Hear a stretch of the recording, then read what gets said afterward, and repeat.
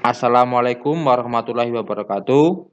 Apa kabar adik-adik? Berjumpa kembali bersama kakak, yang pada kesempatan kali ini kita akan membahas materi pada tema 2, subtema 1, pembelajaran ke-6. Semua materi yang ada pada video kakak rangkum dari buku Kurtilas tema 2 kelas 4 SD. Mari kita belajar bersama-sama. Tahukah kalian bagaimana sepeda motor dapat bergerak? Kira-kira energi apa yang digunakan untuk menggerakkan sepeda motor? Sepeda motor itu dapat bergerak karena adanya bensin, dan bensin itu diperoleh dari energi minyak bumi. Hari ini kita akan membahas tentang energi minyak bumi. Perhatikan ya. Minyak bumi terbentuk dari hewan kecil atau tumbuhan yang sudah mati. Hewan dan tumbuhan tersebut kemudian terbawa air sungai bersama lumpur dan mengendap di dasar laut. Lama-kelamaan, tubuh hewan dan tumbuhan tersebut berubah menjadi minyak bumi. Proses ini membutuhkan waktu ribuan bahkan jutaan tahun. Kemudian minyak bumi tersebut diambil dengan cara pengeboran minyak bumi dan diangkut menggunakan kapal yang disebut dengan kapal tanker. Hasil pengeboran dari minyak bumi kemudian dibawa ke kilang minyak untuk diubah menjadi bensin, kerosin, aftur, dan LPG. Minyak bumi merupakan sumber energi yang memegang peranan penting dalam kehidupan sehari-hari. Manusia dapat melakukan berbagai aktivitas dan rutinitas karena dukungan dari minyak bumi. Nah, kira-kira apa saja kegunaan atau manfaat minyak bumi bagi kehidupan manusia? Mari kita bahas satu persatu. Minyak bumi dapat digunakan sebagai bahan bakar kendaraan bermotor, seperti motor, mobil, dan pesawat. Minyak bumi juga digunakan sebagai bahan industri atau pabrik. Minyak bumi digunakan untuk bahan pembuatan plastik, cat tembok, cat kayu, dan lain-lain.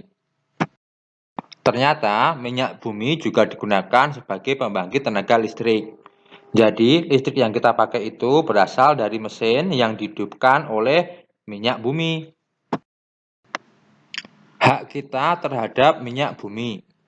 Sebagai manusia, kita semua berhak dan boleh memanfaatkan energi minyak bumi, misalnya untuk menyalakan kendaraan atau memakai listrik. Nah, adik-adik, tahukah kamu bahwa minyak bumi merupakan sumber energi yang tidak dapat diperbarui? Oleh sebab itu, kita berkewajiban untuk menghemat penggunaan minyak bumi.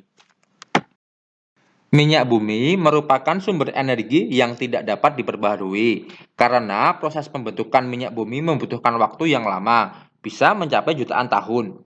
Permintaan untuk minyak bumi dari tahun ke tahun terus bertambah. Sebaliknya, ketersediaan minyak bumi dari tahun ke tahun terus mengalami penurunan.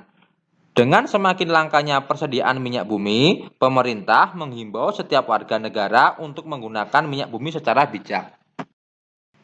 Kewajiban kita terhadap penggunaan energi minyak bumi adalah dengan cara menghemat penggunaan energi minyak bumi. Bagaimana cara menghematnya? Simak baik-baik penjelasan dari kakak ya.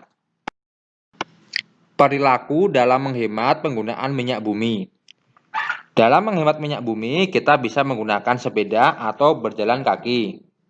Dengan begitu, kalian akan menghemat penggunaan bensin yang ada pada kendaraan kalian. Kita juga bisa menghemat penggunaan minyak bumi dengan cara memakai transportasi umum seperti bus, kereta api, dan lain-lain. Mematikan lampu juga termasuk dalam cara menghemat penggunaan minyak bumi. Karena kita tahu bahwa ternyata listrik juga diciptakan menggunakan energi minyak bumi untuk menghidupkan mesinnya. Apa yang bisa kita simpulkan dari materi yang telah kita pelajari tadi? Kesimpulannya adalah kita berhak memanfaatkan energi minyak bumi untuk memenuhi segala kebutuhan kita sebagai manusia. Akan tetapi, kita harus berkewajiban menjaga ketersediaan minyak bumi dengan cara berperilaku hemat dan tidak boros energi. Terima kasih sudah belajar bersama kakak.